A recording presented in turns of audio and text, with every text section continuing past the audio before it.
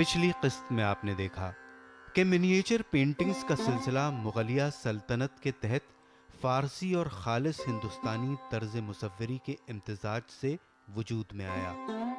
हकीकत निगारी, शाइस्तगी व लताफत, रंग आमेज़ी की महारत और ख़त्ताती मुगलिया तर्ज मुसव्वरी की नुमायाँ खुसूसियात हैं।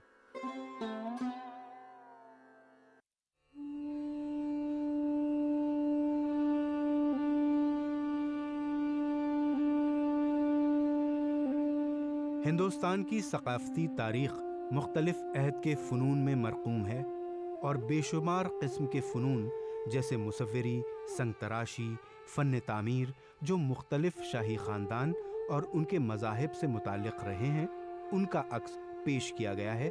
जहाँ शुमाल में राजपूतों की हुकूमत रही है, वहीं दिल्ली से बाहर और मरकज़ी हिंदुस्तान में इस्लामी रवायत बहुत कामयाबी से फ़रोग़ पाते हैं।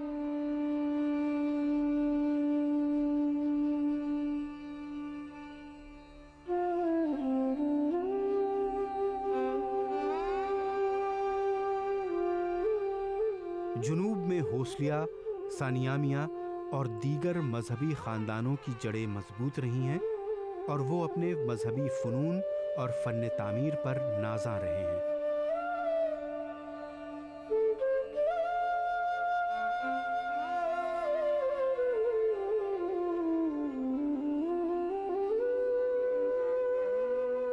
मुल्क पर मुगलिया हुकूमत से सियासी यकजहती के साथ साथ तमद्दुनी, समाजी और माशी इर्तिक़ा रूनुमा हुए।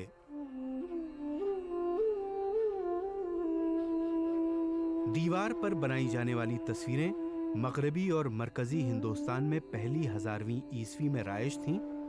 दूसरी 1000वीं ईस्वी के शुरू में मिनिएचर पेंटिंग की आमद में तब्दीली होने लगी, जो शुरू में जैन और बुद्ध मजहब के मौज़ूआत पर ताड़ के पत्तों पर बना करती थीं।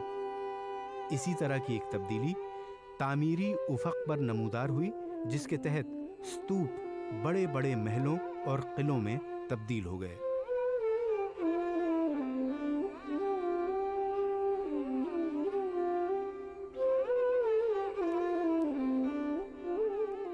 देखिए, जब बाबर 1526 में बैटल ऑफ पानीपत होता है तो इस वक्त सर्टेनली एक पॉलिटिकल इनस्टेबिलिटी का ज़माना था, लेकिन सोशल प्लैंक पे आप देखेंगे, सामाजिक स्तर पे देखेंगे और मज़हब के इस पे, तो ये बहुत ही डायनामिक पीरियड था।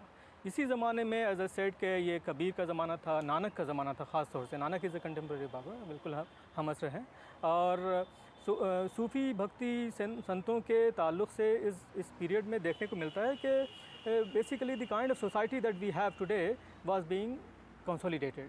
ठीक है, तो सूफियों ने और भक्ति संतों ने एक ज़मीन बनाई है जिस पे आप पीसफुली कल्चरल एक्सचेंज के साथ रह सकते हैं। लैंग्वेज के फील्ड में भी देखिए कि एज अ सेट के ये सारी जो भारतीय भाषाएं हैं, इंडिक लैंग्वेजेस हैं, नॉर्थ इंडिया में और या साउथ में, ईस्ट में, ये सभी उसी पीरियड में 15th अर्ली 16th सेंचुरी में एमर्ज हो रही हैं। बाबर के लिए काम आसान हो गया था इस तरह से पॉलिटिकल, हालांकि बहुत स्ट्रगल था बाबर और हुमायूं के लिए। हुमायूं को तो शेर शाह ने बिल्कुल खदेड़ करके ईरान तक भेज दिया था, लेकिन उसके बाद Akbar he comes back, he was a strong person, he comes back and then he establish once again Mughal empire on a firm footing. So जो देखने में आता है यहाँ उस पीरियड में कि सर्टेनली एक पॉलिटिकल इंस्टेबिलिटी थी, लेकिन लोधी सूर अफ़गानों ने, जो रूलर्स थे, उन लोगों ने एक सर्टेनली एक ज़मीन हमवार किया जिसमें ये पॉसिबल था कि हर तरह के फ़िरक़े के लोग पीसफुली रह सकते थे। Some political stability, some peace certainly was there, but an all India empire of the kind के जैसा खलजी के ज़माने में था, तुगलक के ज़माने में था, या बाद में अकबर के ज़माने में और मुग़लों के ज़माने में हुआ, वैसा नहीं था। पॉलिटिकल डिसेंट्रलाइजेशन था। पंजाब में अफ़गानों का इलाका, अफ़गानों के इलाका इसमें कंट्रोल में था, राजपूताना डिफरेंट राजपूतों के में।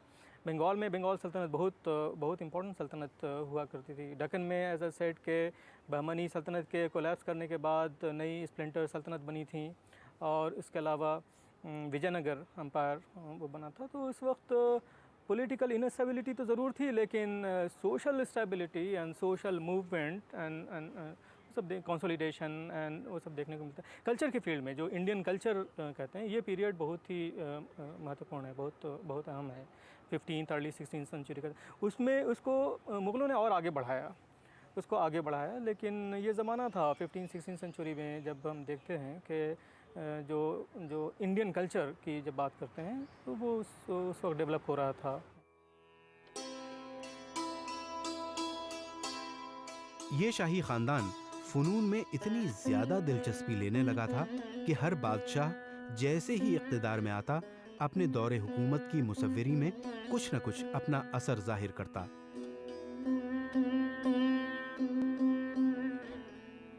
पेंटिंग, खूबसूरत मुसव्विदे और किताबें, खत्ताती, फ़न तामीर के डिज़ाइन वगैरह में मुग़लों की महारत, बाग़ बहिश्त का तसव्वुर या चारबाग जो कि जन्नत के बागों का अक्स है, कुंदाकारी, मुजस्समा साजी, बनाव सिंगार और जाहो जलाल को ख्वाहिश और बावकार ज़िंदगी ने कौमी फ़नून को भी मुमताज़ किया था। साथ ही साथ मुकामी अनासर जैसे जाली का काम या कमल की शक्ल वगैरह ने भी अपना असर ज़ाहिर किया था।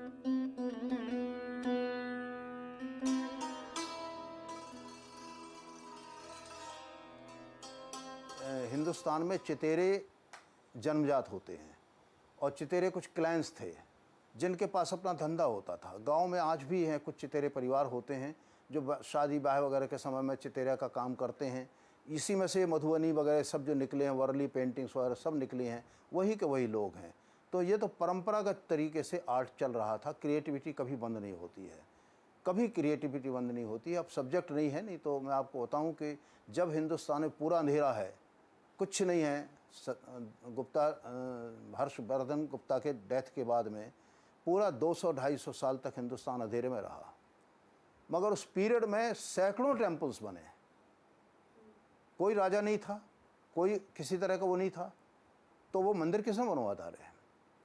एक एक जगह पर, ग्वालियर के पास एक जगह है बटेश्वर, वहाँ पर 200 मंदिर बने और वो सारे के सारे मंदिर 700 से लेकर के 900 के बीच में बने।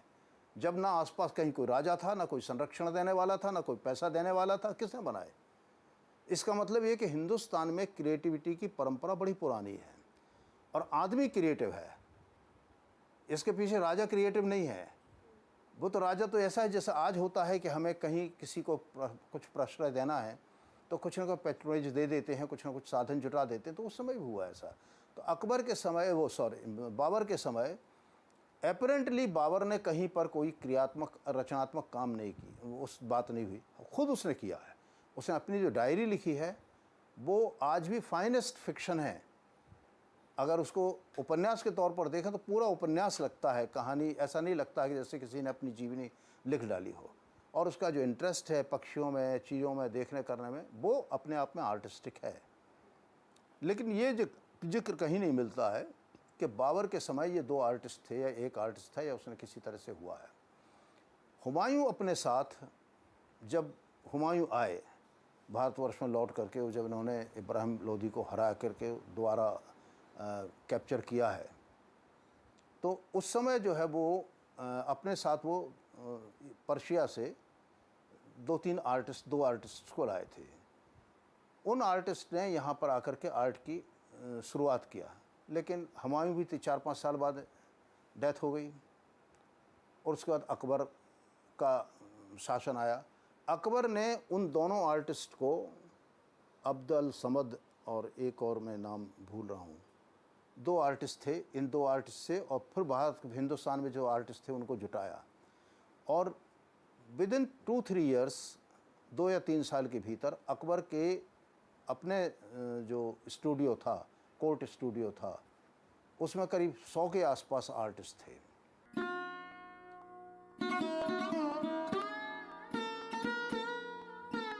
बाबर ने मुगलिया सल्तनत की बुनियाद काबुल से आकर सुल्तान इब्राहिम लोदी को शिकस्त देकर डाली। इस मुल्क के बारे में उसकी राय अच्छी नहीं थी और कई मौके पर उसने यहाँ की और यहाँ के लोगों की कमियों और उरियानी पर अपने ख्यालात जाहिर किए थे। उसकी खुदनविश्त से पता चलता है कि उसे अपने रियाया के जज्बों से बहुत ज़्यादा हमदर्दी नहीं थी कि वो उनकी मेहनत और सलाहियत का एतराफ़ करता। वो तुर्किस्तानी दरबारियों की खुशामद से बहुत ज़्यादा मुतासिर था, जिन्होंने हिंदुस्तानियों की मेहनत को भोंडे तरीके से सराहा था। इसलिए अपनी खुद नविश्त में उनका जिक्र कम मिलता है, लेकिन हिंदुस्तानी फ़न पर उसका बहुत गहरा असर है, गर्चे उसने अपनी ज़िंदगी में इस पर बहुत कम तवज्जो दी। बाबर क्या थे? मतलब बाबर एक छोटा एक फरगाना, एक वो वैली जिसे कहते हैं, वहाँ के से आए थे। समरकंद को जीतना चाहते, जो वो ज़िंदगी भर नहीं कर पाए, पर तब भी उनके पास उतना ही हुनर था। फिर वो वहाँ से निकल के काबुल आते हैं, काबुल में अपनी थोड़ा सा बेस बनाते हैं, तो उनमें वो वही हुनर था। और फिर उनको कुछ गज़लबाज जो सफ़ाविद पीरियड के एक ग्रुप था, जो कि सूफ़ी ग्रुप भी था और पॉलिटिकल भी था। मतलब दैट्स आल्सो वेरी इंटरेस्टिंग कि वो उस ग्रुप का सपोर्ट उनको मिला, और फिर उस सपोर्ट से फिर वो आगे आए। और जब आगे आए हैं तो वो उन्होंने जैसे फिर इब्राहिम लोधी का सामना करा, उन्होंने पानीपत की लड़ाई लड़ी, आगरा और दिल्ली के बादशाह हो गए, जो कि वो अपने को बादशाह कहते थे। बादशाह जो तुर्की में उसको बादशाह कहते हैं, और फ़ारसी में भी। और जो है वो फिर उसके बाद उन्होंने, जिसे हम कहते हैं बुनियादी तौर से, मुग़लों की जो है वो रियासत कायम की।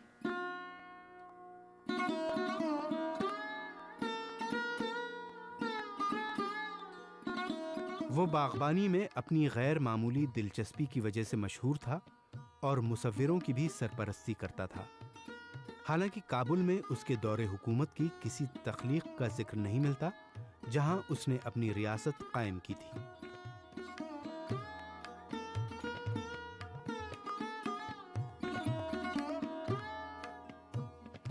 गर्चे ईरान के शाह तहमस्प, जो बाबर का हम असर और दूर का उसका रिश्तेदार था, के ज़ेर परस्ती मुसव्विरी अपनी रिवायती तकनीक और जमालियाती खुसूसियात के साथ मौजूद थी।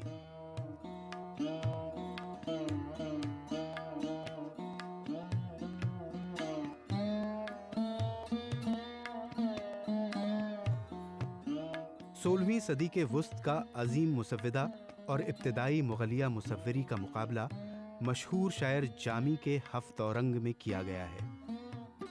उन्होंने पाया कि हिंदुस्तान में मौजूद फ़न हम असर ईरानी फ़नून से काफ़ी मुख्तलिफ था, और बाबर ये चाहता था कि उसके मुसव्विर भी उनसे मुतासिर हों। इसी सदी में बाद में अकबर को गैर मुस्लिम हिंदुस्तानी मुसव्विरी से गहरा शगफ था, लेकिन बाबर को इससे कोई हमदर्दी नहीं थी। फिल हकीकत उसे इसकी कोई वाक़फियत ही नहीं थी। बाबर का जो बाबरनामा है वो इतना इलस्ट्रेटिव है। उसने मुझे सबसे ख़ास बात उस बाबरनामा में लगती है कि वो पूरी ज़िंदगी बाबर जो है वो घोड़े पे सवार रहा, लड़ाई लड़ता रहा, कई बार हारा कई बार जीता, मगर उसके बावजूद उसको इतना टाइम मिला कि उसने अपनी बायोग्राफी, बाबर की biography, the true biography, the first true biography world में कंसिडर होती है। उसने एक एक चीज़, अपनी फॉलीज एंड अपनी प्रेजेस, सब कुछ उसने उसमें लिखा है।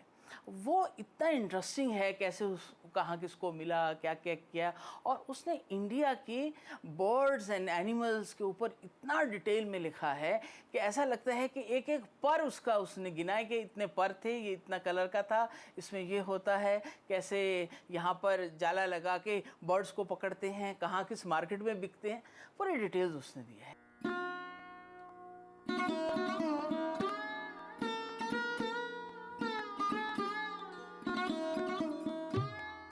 बाबर के लगाए हुए बाग, जो उसे काबुल का लुत्फ इनायत करते और गर्मी की तपिश से साया अता करने का जिक्र उसने अपनी सवानेह में किया है।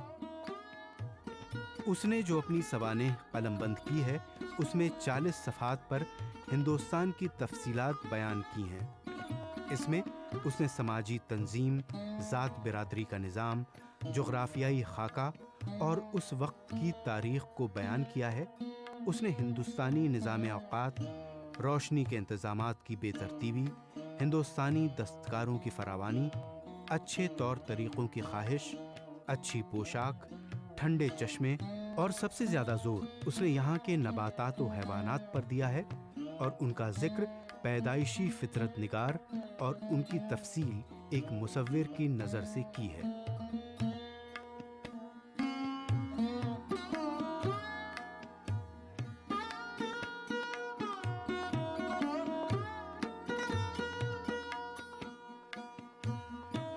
उसके इस बेशकीमती मुसव्विदे को उसकी लाइब्रेरी में खुसूसी अहमियत हासिल थी।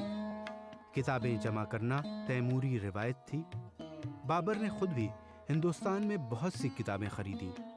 जब वो लाहौर के किले में दाखिल हुआ, सबसे पहले वो गाजी खां की लाइब्रेरी में गया और बहुत अहम किताबों का इंतखाब किया और अपने बेटे को भेज दी। किताबों से मोहब्बत हुमायूं के हिस्से में भी आई और अकबर के दौरे हुकूमत में मुसव्विदों का इंतखाब दुनिया में सबसे बेहतर था। वहाँ पे बड़े फिलोसोफर्स थे इस वक्त और बहुत बुलंदी पे वहाँ पे जो जिसे हम कहते हैं इंटेलेक्चुअल कल्चर बहुत था। और ये नहीं था कि सिर्फ मजहबी किताबें पढ़ी जा रही थी, बल्कि हर किस्म की किताब पढ़ी जा रही थी। और ये इस चीज़ पे जोर हमेशा से रहा है। आप देखेंगे कि और शायद ये हर जगह ही रहता है, पर जैसे कि हम समझते हैं कि हम या तो पॉलिटिकली सोचते हैं या हम उसको अगर पॉलिटिकली नहीं सोचना चाहते हैं तो हम सिर्फ फिर उसको रिलीजियसली सोचना चाहते हैं। तो ये एक हम समझते हैं कि ये एक बड़ा कॉलोनियल सोच हमारे अंदर पैदा कर दी गई, जिस तरीके से हम लोग हमेशा अब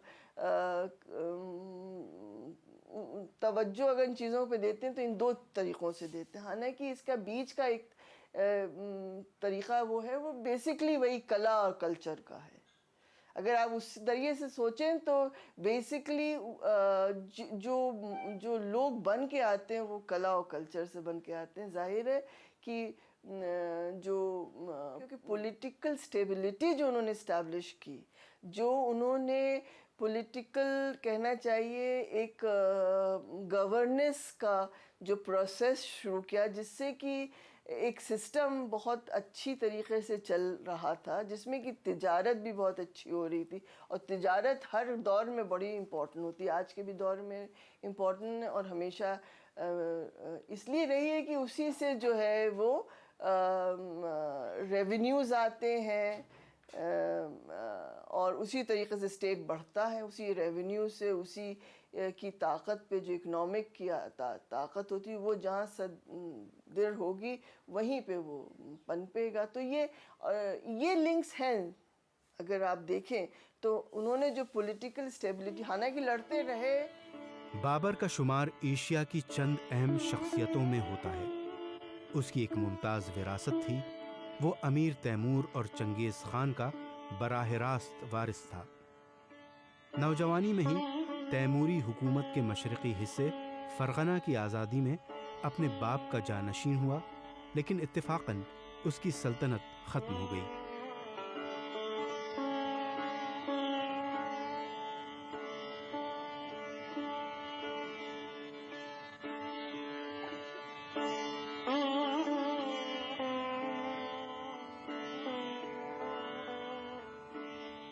(1525) में उसने हिंदुस्तान पर हमला किया और 1 साल के अंदर अंदर उसने दिल्ली का तख्त हासिल कर लिया। उसके अंदर बहुत सी खुसूसियात और बेशुमार लियाकतें जागुज़ी थीं। शायर, मौसीक़ार, ज़ी इल्म, फ़लसफ़ी, फ़ितरी फ़नकार और इन तमाम खुसूसियात का इजहार उसकी खुदनविश्त के एक एक सफ़े से होता है।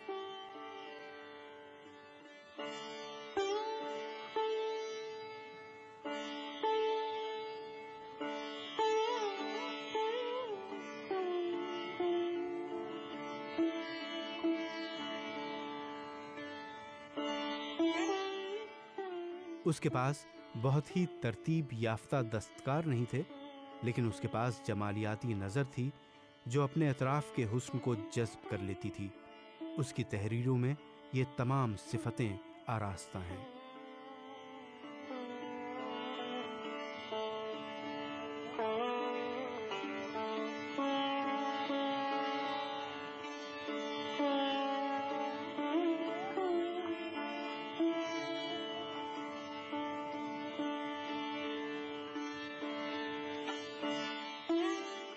बाबर की मौत सिर्फ 47 साल की कलील उम्र में अपनी जांफिशानी से गुजरते हुए उस वक्त हो गई जबकि मेहनत का फल उसकी मुट्ठी में आ चुका था।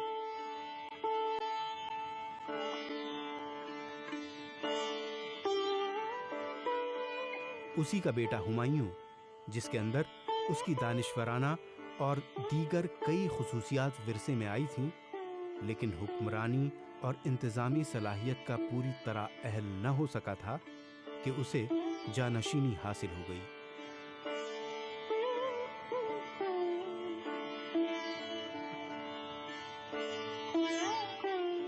कई पुश्तों तक मुगल सिर्फ बाबर की हुक्मरानी के उसूलों पर अमल करते हुए जंग के बजाय मसालिहत और फनो सकाफत में तहलील होते हुए हुकूमत करते रहे।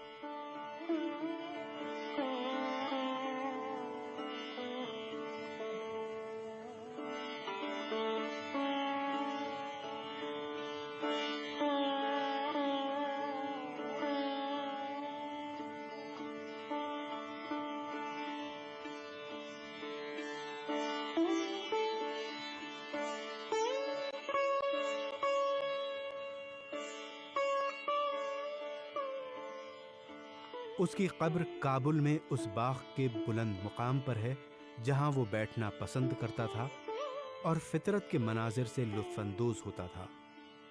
एक छोटी सी सल्तनत जिसे वो अपना घर समझता था।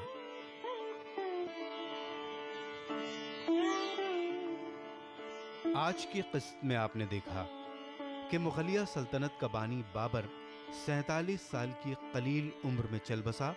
तब तक उसने न तो हिंदुस्तान में बहुत ज़्यादा अरसा गुजारा था और न ही हिंदुस्तान के लोगों के बारे में वो बहुत अच्छी राय रखता था।